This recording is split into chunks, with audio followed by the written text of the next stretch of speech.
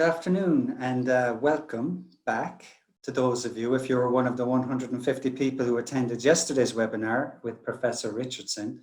Welcome back to our Student Affairs Ireland webinar series, Managing the Impact of COVID-19 and Planning for Recovery. As numbers are up significantly on yesterday, I would like to particularly welcome those of you who are joining us for the first time.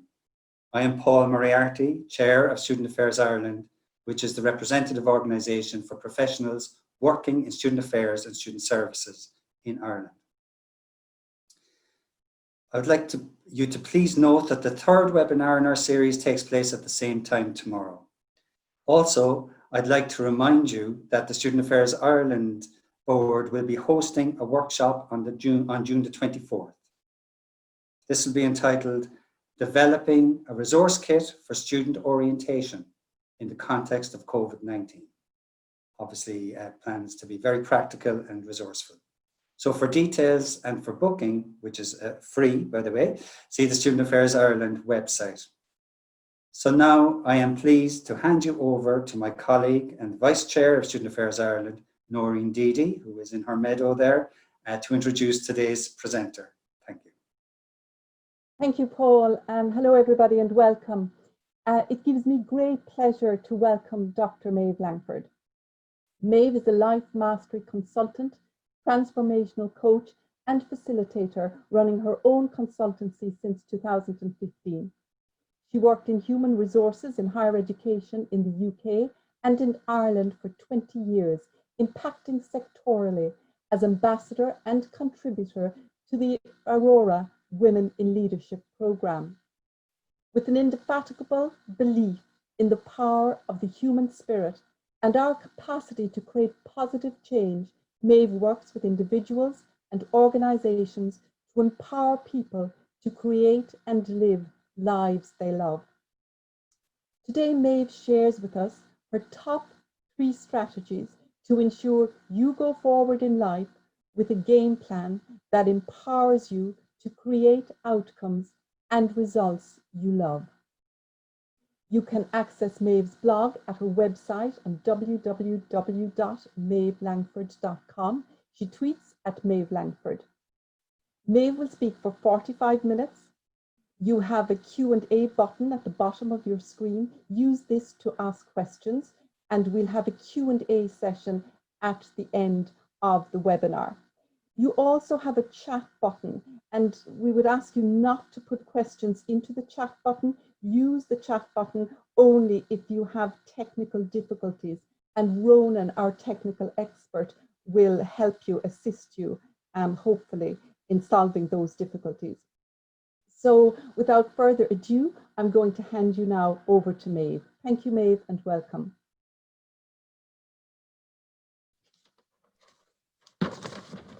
Okay, so thank you so much, Noreen and Paul. It's an absolute pleasure to be with you as part of this webinar series, and so delighted to be with the group today who's online with us. So today I'm going to share with you 3 strategies. So these are strategies around, you being at your best, but you can apply them to how you want to be at your best at work or in life in general, in terms of, work life, relationships, everything else. So you use it. It's the techniques, the tools are the same, and you can apply them in whatever area of your life that you would wish. And I would encourage you to take a very holistic view. And I'll also share with you 2 tips to really up your game using these strategies. And at the end as well, I'll have a gift for, there may be some of you who want to take these ideas a bit deeper, and I'll have a gift for you around that as well. So let me just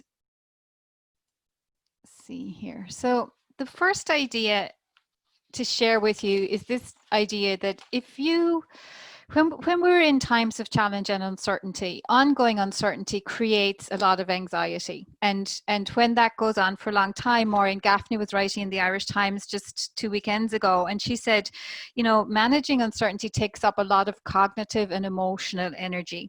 And when that's prolonged, the more it strains our adaptive ability, and the bigger the toll it has on our well-being. So what I want to really share with you today is kind of an antidote for the ongoing uncertainty that we're experiencing. And it's a bit like Paul was saying, or Ian was saying yesterday, about we need to have goals. So the best way for us to predict the future is to create it ourselves, so that we're not victims of what's happening around us. We're not victims of decisions that get made or don't get made, and the timeliness with which they get made, but that we start to shape our future for ourselves.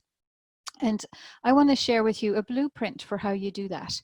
It's a blueprint for creating your vision, and it's like if you're wiring your house for electricity, if you wire it properly, the electricity has to work. It has to work. You don't have to understand how electricity works, but you know that when you turn on that light switch, the light will come on. And this is the kind of approach to creating your vision for your life, your career, your impact with your students, that it has to work if you use it and apply it in the way I'm going to share with you today.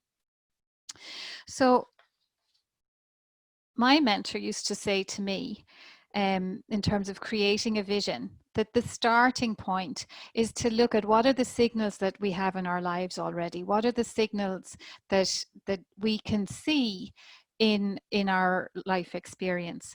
So what she would say, Mary Morrissey, is that we get two signals for growth. And they're there all the time. And those two signals are our longings and our discontents. So the longings are your yearnings for things to be different. And they're calling you to a better life. They're saying to you, things can be better than this. That's why you have that yearning experience. And the discontents and the discomforts, they serve a very similar purpose. It is to spark in us a desire for something better. And it's in these longings and discontents that you discover the dream, the goals, the vision for your life. So just to kind of ground it a little bit, to give you an example in terms of my own experience and making the transition from higher education to going out on my own, the signals for growth and my longings and discontents. The longings were, to have the freedom of working for myself. I grew up in a self-employed household and had a kind of desire to experience that for myself. I was longing to, not feel constrained by the boundaries of my role or, my own perceptions around what I could and couldn't do in the workplace. I wanted to have more one-on-one contact with people and opportunities to bring about transformation in and through them. And I wanted to have more time with my family. My discontents included my commute time, feeling like I wasn't having the kind of impact that I had enjoyed in my job, that had kind of grown stale for me, and that the days were too long. I wasn't at home enough with my kids. So they started to create pointers towards what the solution to all of that would be. We want to create a vision that is an antidote to the discontents and that answers the longings. So for me, that became working freelance, working for myself as a solopreneur, still within the sector, because that's where I had experience and I felt I could make the biggest contribution, being based at home, taking out all the commute, being more present when my kids came in from school. So that's how we use these longings and discontents to shape the picture of the life and the vision that it is that we would want to have. So I want to invite you into a little exercise, and nobody else will see your answers to these questions, but the exercise is to do a life assessment. So this is going to be like a real quick affair in terms of working it out, but in each of these four areas. So I invite you to take a pen and paper just beside you at your desk, or do it mentally if you don't have anything to hand. But in terms of your own health and well-being, and on that spectrum between 1 and 5, where 1 is, things are really not good and a lot needs to change, and 5 where things are optimal.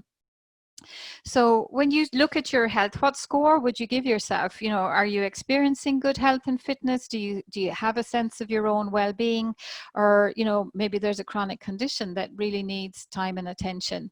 Maybe there's a weight issue, then you would like to be a few pounds or a lot of pounds less. Maybe you would like to enhance your physical fitness. So where would you put yourself on that spectrum at the moment? And then looking at relationships, where would you put yourself on that spectrum in terms of relationships? Do you have the kind of relationships that you want in your personal life? Are they as close and as intimate as you would want them to be? Or maybe you've been with a partner or a significant other, but you've been together for a long time, and maybe you're a bit on autopilot, and it's time to maybe invest yourself in that relationship again. So where would you put yourself on that? In terms of work relationships, how would you score things? We're all under a lot of pressure with COVID. Maybe relationships have taken a bit of a hit in that regard, or maybe it has enhanced them and everybody has pulled together. So where would you put yourself on the relationship spectrum? And then in terms of your career and creative expression, what is it that would be your score in that space? Maybe you're having a lot of time for reflection. I hear people saying this a lot at the moment, that it's a time to really reflect. The experience of remote working or home working might have sparked in you a desire for more of that, or maybe it doesn't suit you at all, and you want to be in an environment and in a role where you can be with people as much as possible. Maybe you've been feeling stuck in your career. Maybe you're ready for the next stage of growth. Maybe in terms of hours, maybe you now know you want to be part-time, or maybe this experience of being at home with family and kids all around means that it's taught you that actually you'd like to be more full-time at work. It doesn't matter what the answers are, and there's no judgment around them. What's important is that you know what you would love, and you would know where there are issues at the moment. What are the discontents at the moment? And finally, in terms of time and money freedom, so that area is around, in being able to have the time, have the resources, including financial resources, to go where you want to go, to pursue the hobbies you would like to pursue, to spend time with the people and in the places you would like to spend time. So at the moment, how would you score yourself in that space?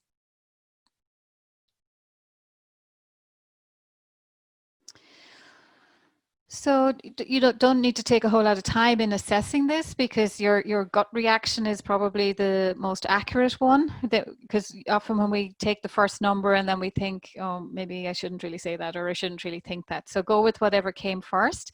And then I just invite you to maybe put a circle around the area that is the biggest source of discontent for you at the moment. So whether that's health or relationships, whether it's career or time and money freedom, know for yourself, what is the greatest area of discontent for you right now? And then it may be that, part of you is just feeling, I just want COVID over, okay?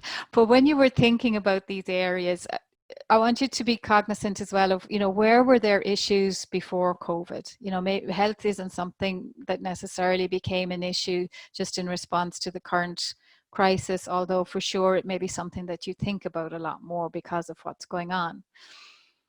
But I want to really invite you to think about, how long has this been an issue? Whatever area you circled as the greatest area of discontent for you at the moment, how long has that been an issue for you? Like, has it been in the past 12 months?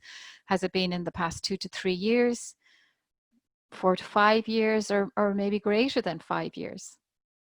And just to give you an example, I had a client recently who was in a new relationship and feeling that things weren't quite right, and she came into a session with me and we talked about it, and I said, how long has this been going on for you? This not I knew it was a new relationship, but that experience that she was having in that relationship, I said, how long has this been going on for you? And she paused for a minute, and then she said, oh my God, this has been going on my entire adult life, in every relationship that I have had. So that became very clear for her in that moment, that this was something she really needed to do something about. And she did do something about it and went into a coaching relationship to start to address that. So it's really important that we know how long we have been putting up with tolerances in areas that, you know, you feel you would not score yourself well in terms of that holistic life.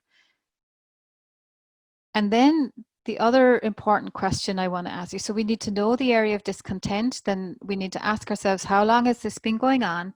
And then what's it costing you? And you want to get really clear about that. What is it costing you to have this level of discontent in that area of your life? Maybe it's costing you self-esteem. Maybe it's costing you pain and physical discomfort if it's a health-related issue. Maybe you've got very low energy because this issue is just a drag on your energy emotionally and mentally. So you want to be very clear about the cost, because unless we know the cost, we don't really build the rocket fuel to push us through the transformation that we're longing for, because we're hardwired to resist change. So we need to be really clear about what it is that we want to get away from and how badly we want to get away from it in order to give us that kind of momentum to press forward. So knowing what you're tolerating and knowing what it's costing you builds that kind of energy for making the changes that are required to make any change. And that's the drive that you need.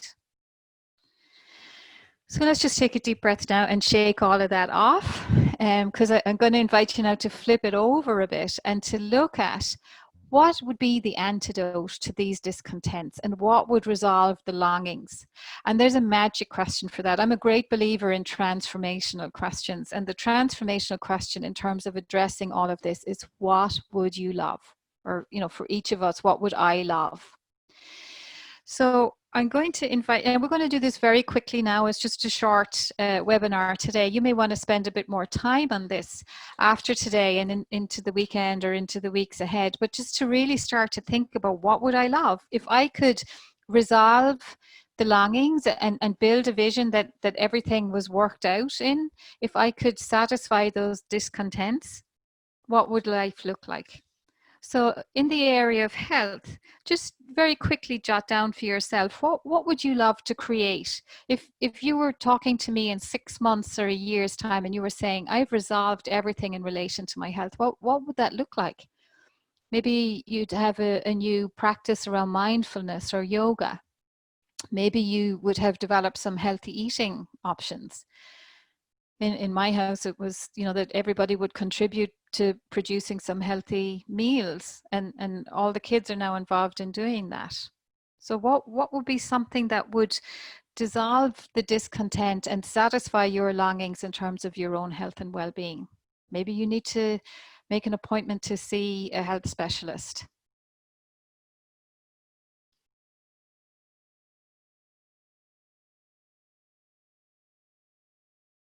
So just jot down whatever arises for you. When I ask the question, what comes to mind? Maybe you can see yourself, you know, out walking in the countryside, or see yourself fitting into, you know, clothes, or wearing certain types of clothes that at the moment you don't feel you can wear. Just notice, what are the images, the ideas, the pictures that come to your mind. And in the area of your relationships, what have been the longings and discontents? What gave you the score? What were the issues that gave you the score that you gave yourself in the life assessment a minute ago? And what would be the resolving of that? Maybe you'd love to meet a significant other. Maybe, you know, maybe like I was saying, you were on autopilot and you'd love to really, you know, get that relationship to a much deeper level of connection. Maybe there's somebody in your life where there was a falling out, and, you know, you would love to resolve that. And maybe you don't see that person, maybe they've even passed away, and you know, that it's an issue from the past, but when you think of them, you would love to have peace of mind and not be rehashing that old hurt or that old, you know, story about what happened between you. So what would you love in the area of your relationships?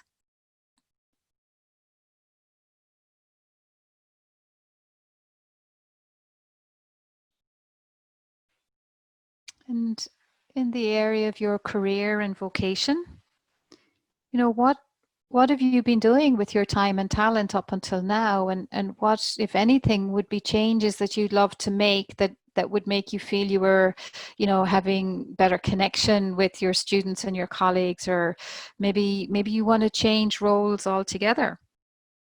Maybe you want to change some of the content of what you do or the way in which it's done. Maybe you'd like to do more online and remote work, even when things start to change. Or maybe you're longing to get back into a classroom or a workshop type situation, and you just want to build the picture of what that would look like for you going forward. So how do you want to bring your time and your talent to the world in a way that is really, really meaningful for you? And for some, that might mean increasing hours. For some, that might mean decreasing hours, rearranging how you do those hours. What would you love?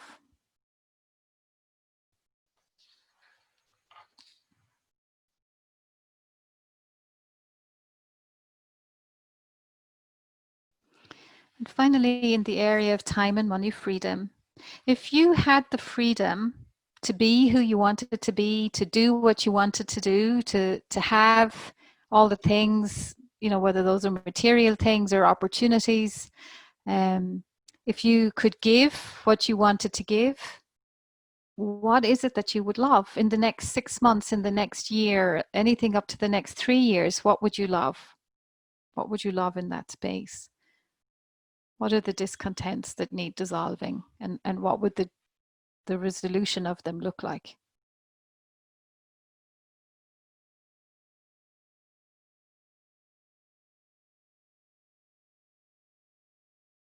So this is how we craft a vision. We get into inquiry around what are our longings and discontents, and then we look at what is it I would love? What would be the resolution of all of that, so that the outcome would be something that I would love. And what's important here is not what you think you can afford, or what you think your boss would agree to, or, you know, what you think, you know, the rest of the family could enable for you. You have to start with what would you love. And that's a very different question. So craft the vision that answers that, what would you love? And that answers your longings and dissolves your discontents. Start to identify yourself ideas and possibilities you're interested in generating, and focus on those. And they start to give us goals. Like Ian was talking about yesterday, goals that, you know, give us a dopamine hit. They, as we start to move towards them and realize them, they make us more alert. They reduce our stress. They give us motivations. This is all part of you being at your best. You have to start with the end in mind. That's what Stephen Covey used to say, who wrote the 7 Habits of Highly Effective People. We have to have the end in mind. It becomes the organizing and motivating structure for everything that we do. And you will know the end that you're creating is the best one for you when it's the answer to what would you love. So I invite you after today to lean into that a bit more, to keep asking the questions, and to start getting clarity around what are some of the goals that you would want to achieve over the next 6 months and onwards into the next 2 to 3 years. Okay.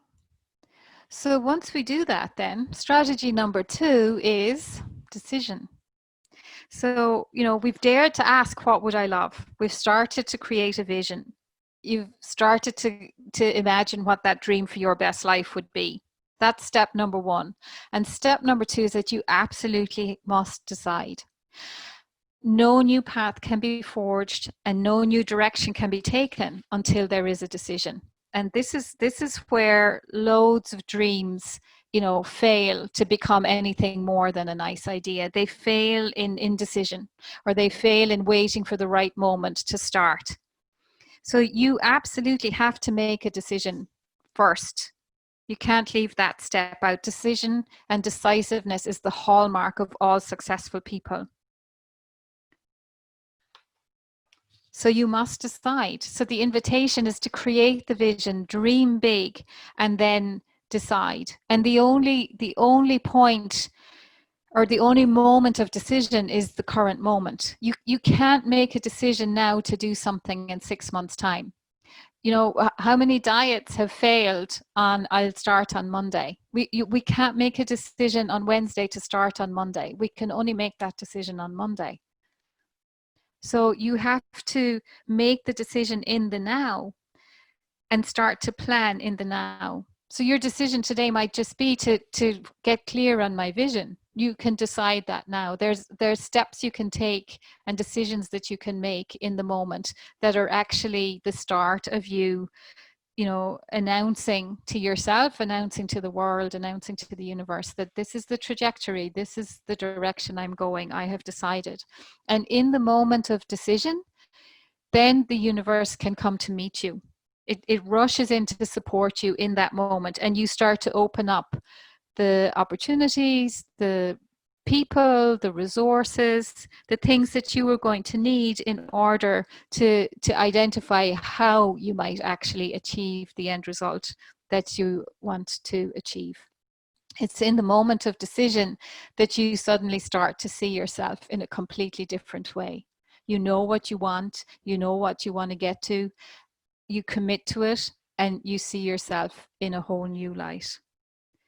So if I could share just a little story to kind of contextualize this and make sense of it. I had a client at the moment, and she was leaning in exactly like I'm inviting you to do today, into her discontents and into her longings around her job. And she really isn't sure that she's in the right job. But she qualified in it and she's been working in it for a while. There's a part of her feels that she wants to honor, you know, all the effort it took to get that far. There's some challenges in the relationships in the workplace at the moment, and she has a 3-hour commute every day. I mean, not during lockdown, but in general, that 3-hour commute, and it wasn't feeling like you know, it was optimal for her, and it was getting in the way of her being able to do other things that she wanted to do. So I was inviting her, like I am you, to entertain the possibilities of doing something different. And she really feels drawn to a completely different career in which she has no qualifications whatsoever and no resources to start from. So I just said, you know, what would you love? What would you love? So she started thinking about maybe what she would love would be to honor the work she's doing, but to go part-time in that, and to use the other time to start to explore the other area and to start to create skill and develop her interests and see if it is something that she would start to do some further training in. So she's been doing that, entertaining the idea of that. She's been doing everything she can on YouTube and buying books and reading around the other area that she's thinking that she would like to go into. She's doing everything that she can to improve the relations and the relationships in the workplace that she's in at the moment.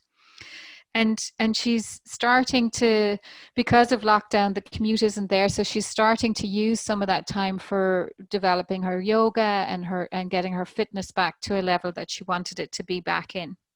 So she did what you're doing. She started to envisage, what would I love to answer that question, and then deciding for it. And by doing those things, doing what she can to improve the relationships that she can improve, doing what she can to study in the area that she can study in, imagining the new role, imagining that it would be in a place where that she wouldn't have to have the commute, and that she would have time for her health and her fitness and all of her kind of interests.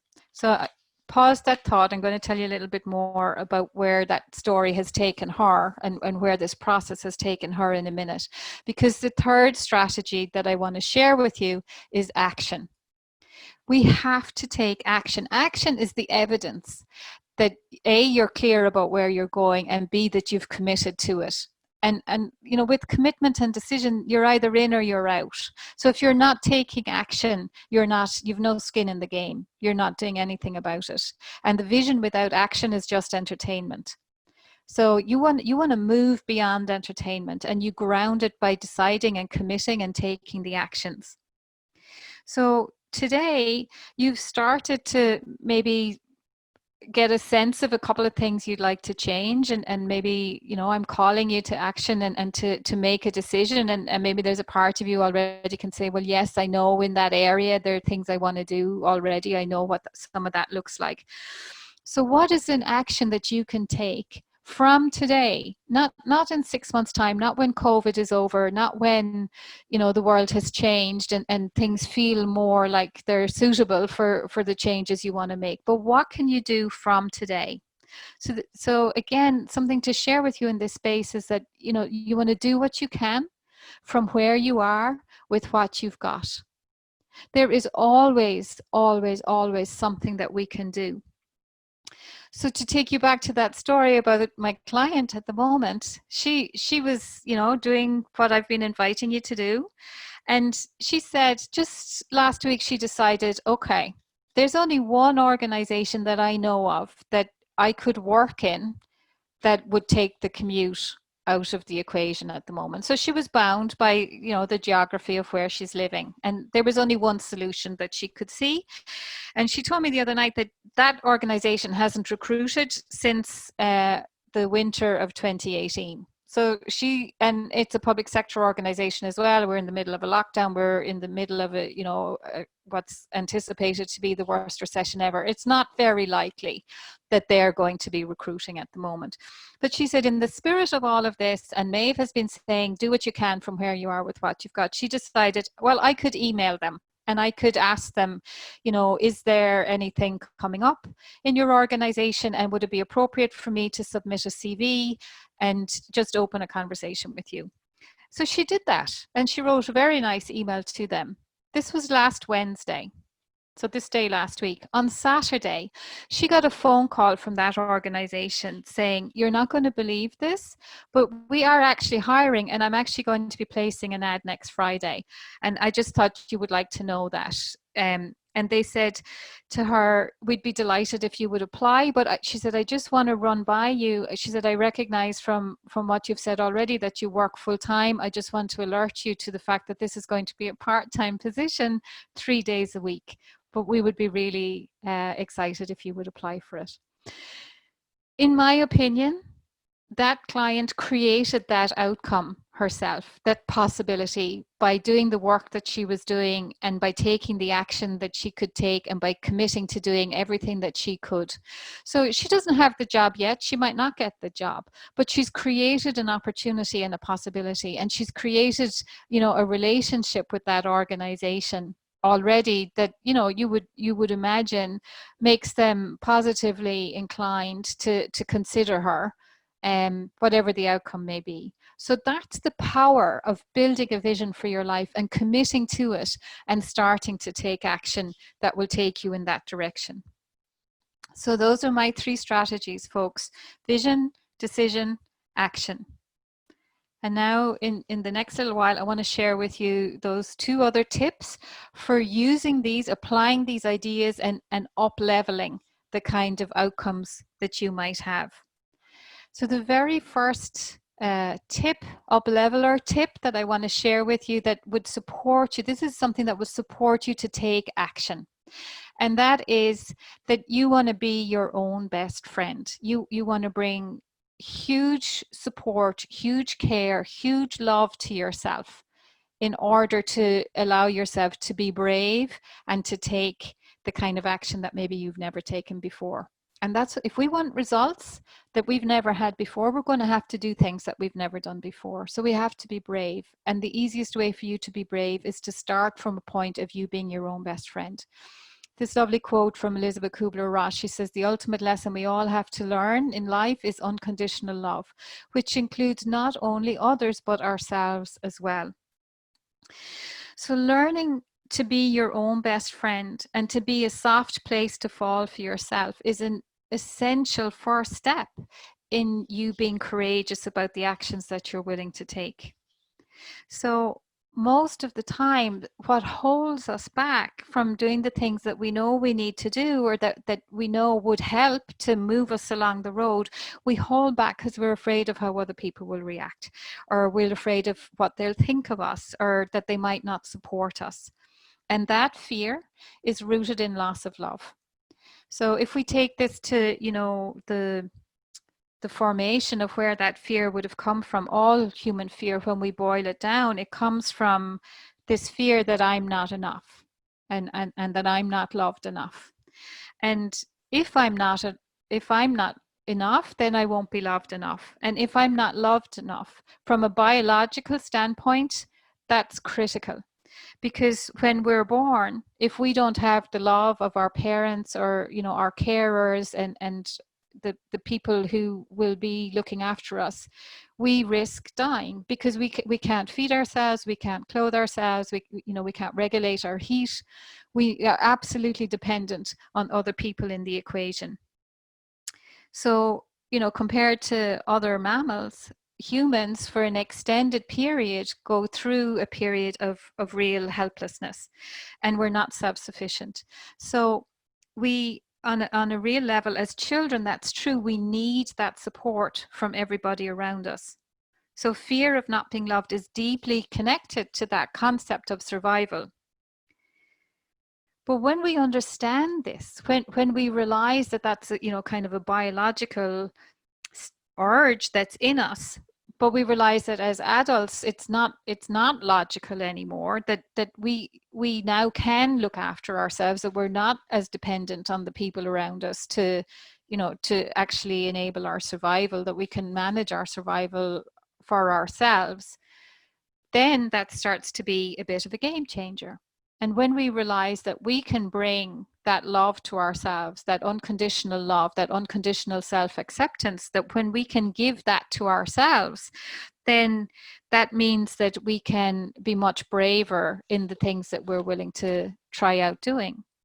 So if you can love yourself, even if you get rejected when you ask for help, if you can love yourself, even, you know, if you have a disappointment, even if the first thing you try to do doesn't work out, if you can love and accept yourself, even if that, you know, you have an awkward moment with somebody when they think what you're wanting to do is crazy, when you can look after yourself and love yourself, even then, what you're teaching yourself is that even if you make a mistake, even if you fail in something that you're trying to do, you're not going to lose the love of the most important person in this equation, which is yourself.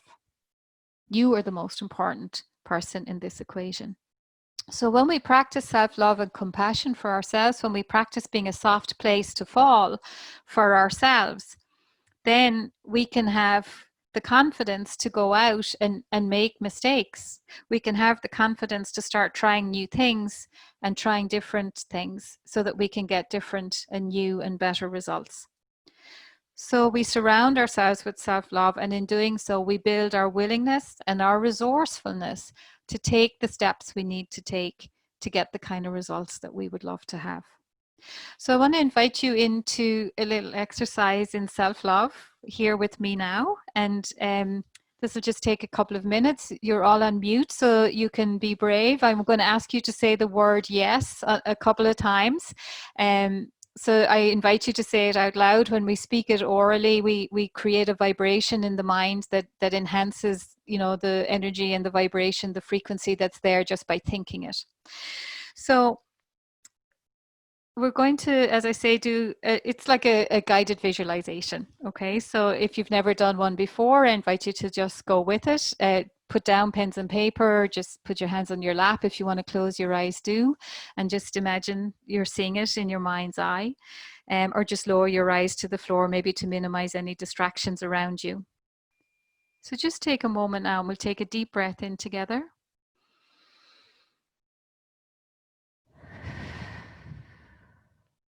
We'll just do one more.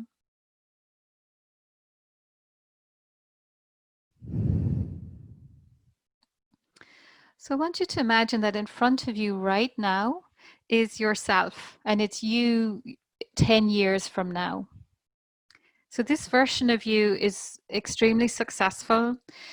He or she is making a massive difference, a massive contribution in your world. They're proficient and skilled in all the contributions that you want to make. They've mastered everything that you're working on at the moment. Their income is exactly where you would want it to be, and the impact that they're having is exactly the impact that you desire to create in your life. To all intents and purposes, this 10-year future version of yourself is living the dream, living your dream. So this 10-year version of you, they're looking at you, they're smiling at you, they have a twinkle in their eye. And they're telling you that everything's going to be okay. It's all working out. Everything works out perfectly. And you see in that person in front of you around the heart area, it's like there's this golden glowing light. And it's beautiful. It's a warm golden glowing light. And that glowing golden light represents love and compassion for the self, complete acceptance for oneself. And you see your future self, that he or she, this golden light is in front of them around the heart area, and it's coming out, floating in front of them, and they have their hand, they're holding that ball of golden light is floating above their hand. And I want to invite you, as if you're reaching out to your future self, and you're going to take that golden ball of light, and this is the ball of love and self-acceptance. And even as you touch it, you can feel the glow. It's warm and it's positive. And in a moment, I'm going to ask you to take a deep breath. And then you're going to bring that golden ball of light into your chest, into your heart. And as you do that, I'm going to talk you through just feeling that love and self-acceptance that's entering your own heart and expanding and moving out through your entire body. And you're going to feel deep levels of love and self-acceptance, feeling complete and absolute safety, and feeling that deep inside yourself. So let's take a deep breath in and exhale, and just imagine bringing that golden ball of light into your heart.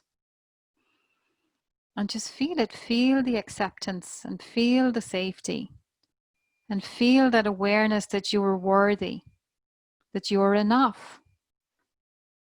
And that no matter what happens, no matter what steps you take, no matter what mistakes you might make as you move forward from where you are now, no matter how much success you have, that you have this deep, grounded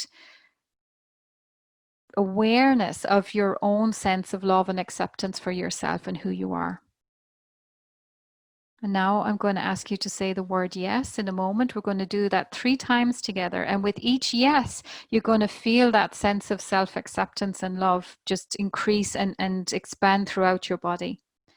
So let's take a deep breath in again. And put your hand on your heart as you feel this love building. And now go ahead and say the word yes out loud. Yes. And feel that love expand and increase. And as you feel it growing and growing again with your hand on your heart, you say out loud the word yes. Yes. And as it increases and increases, it grows one more time. Feel it expanding throughout your body, this sense of love and acceptance. And together we say that out loud. Each of you on your own say the word yes. Yes.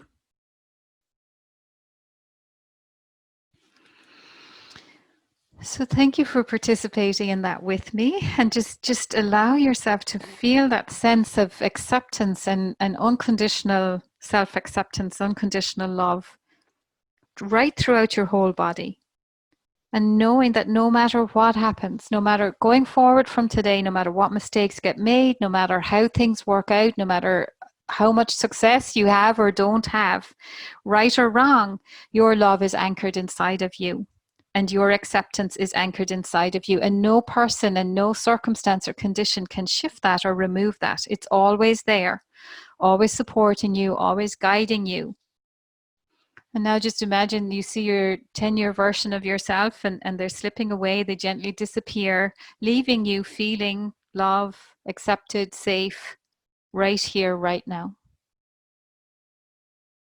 And just allow that vision to disappear. Go ahead and open your eyes again. Maybe just wriggle your fingers and toes or rub your hands on your lap to really bring yourself back into the call, back into the next idea I'm going to share with you, but bringing that state with you as we come to our conclusion of today's session. So the final strategy I want to share with you to kind of up-level your results, we've been talking about this idea: vision, decision, action. These are the tools I used in terms of changing my life. They're the tools I use with my clients, every time to create what is the vision of what it is you want to create, and what are the decisions that are going to move you in that direction, and what's the action that you can take. But if you want to really accelerate your results, you want to layer something over the top of this. And the thing that you can layer on top is coaching.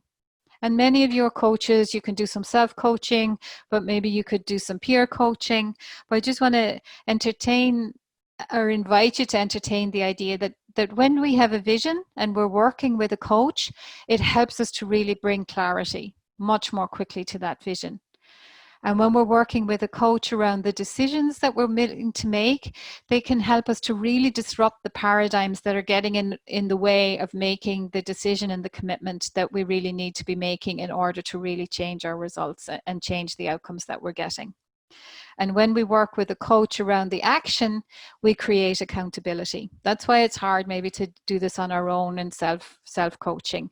But you could do that with somebody else, with a partner, whether that's somebody in work or somebody you know through SAI. Many of you will have the skills already to provide this kind of support to each other.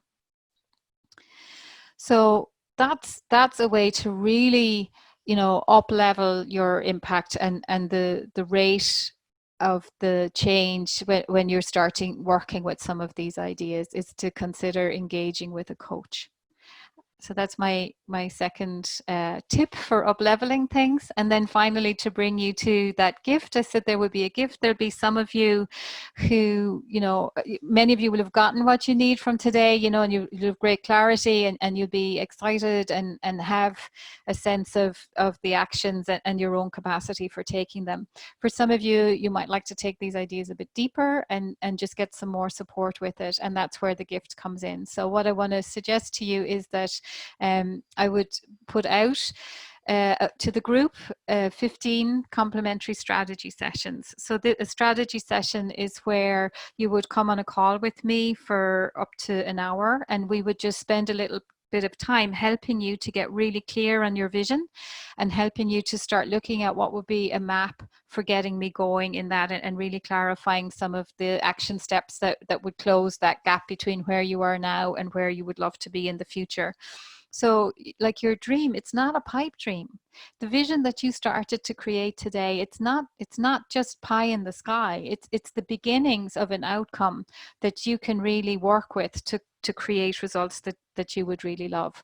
So in terms of signing up for that, I'm going to suggest that you could put your email into the chat. I know the chat was just for technical issues, but we could use it maybe because we're at the end of the call, and we'll just say the first 15 emails that come through on that. I will get in touch with you after today and share with you how you can actually book a time for that session for any of you that would be interested in it. And then I'm going to say thank you very much, that I would be delighted to stay in touch. I blog regularly these days on my website. I'm on Twitter as @Maeve Lankford, Facebook, you'll find LinkedIn, you'll find me in all those places. So Ronan, I think it's up to me now to stop my my share, and we will go back together online. So thank you all so much. It's been a pleasure to share those ideas with you. Hi, Maeve. Thank you so much. That was incredible. And I can see in the chat that there are, people are just, typing their email addresses. So you're going to be very busy. Thank you. That is a really, really generous gift. That's a lot of your time, and it's really, really, really very kind of you. So thank you for doing that for our members, for our Student Affairs Ireland members. We really appreciate that. So thank you. My pleasure. So over the past 2 days, what has really struck me is the beautiful quotes that I'm hearing, like start with the end in mind, and vision without action is entertainment, which is, I think, strikes a chord with me. And Ian said yesterday that the road only appears when you take the first step. And that's true, really. We're concerned about the future and how things are going to work in the first semester. And really, until you take the first step of the road, you're not going to see. So action is very important. Yes. Yes. What has also struck me, of course, is the life assessment and looking at the longings and discontents and eking out the desires And then what was really important, I think, is to look at how long and how much it's costing that you're putting up with something that's not really making you happy. Yes. You know, and you did refer to one client. So there are a few questions, Maeve, and one is, could you recommend a resource for self-reflection questions that would help develop people's vision, that would help them to develop their vision? I mean, yes, there probably anybody who writes around, journaling resources that, so you'll get a lot in that space. And I could maybe come up with some questions to share, but I know from my own work that really the most important question is, what would I love? And that was the question I shared with you today. It is a transformational question, because so much of the time, even if we're not thinking about it, what's in our mind is, what can I afford, or what do I think, I'd get. Maybe when younger people, it might be parental approval for, but for us it might be a spouse, or even I meet people my age and older who are saying, like, what will my kids think?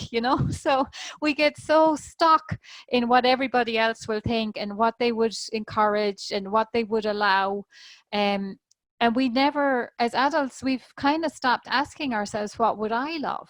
So start with that, and then think, like, what would the end result be, to start that idea from COVID, to start with the end in mind. So if it was all perfect, what would I really love? Because again, people, at the moment think about, like that client I was talking about, she was stuck in, I've got this qualification now, like I need to use that. And I was like, well, if you didn't have that, so another question might be, if time, money, where you live, your postcode, if none of those things, were known to you, what would that allow you to create, and what kind of options would it open up? Yeah, thank you, Maeve. And I suppose, one question I think that's very powerful is that, to ask yourself, if you could change just one thing, Yes. what would that one thing be? Because it could impact on so many other parts of your life assessment. Yes, exactly. Just one thing, could start the ball rolling. Yeah. Another question, Maeve, is, can you name the book that you mentioned? It's 7 Steps to... Oh, that was Stephen Covey's book, The 7 Habits of Highly Effective People. Okay. So, and he shares in that this idea of start with the end in mind. The 7 Habits of Highly Successful People. Of highly effective people. Oh, effective. Okay. Okay. So I don't see any more questions, Maeve. I'm sure that, if people have questions, they can email them and we can pass them on to you later. Sure. If they want to come back, maybe after some reflection, they might have more questions. And tomorrow, of course, you'll be with us again for our final webinar, and you'll share 3 more strategies. And these are from your Successful Standing Firm program, which I actually really enjoyed, and some of my colleagues as well. And you've been very generous to offer that to us again every Wednesday night. So thank you for that too. So you're looking tomorrow at enhancing our resilience and our resourcefulness in any situation. So I think we'll all benefit from that too. So thank you very, very much, Maeve. And thanks again for your generous gift. My pleasure. Ireland, you are going to be busy. Thanks so much, Noreen. Delighted. And thank you. And thanks to everybody for tuning in. And hopefully we'll see you again tomorrow, okay, for our final webinar. Thanks, Maeve. Thanks, everybody. Thanks so much. Take care.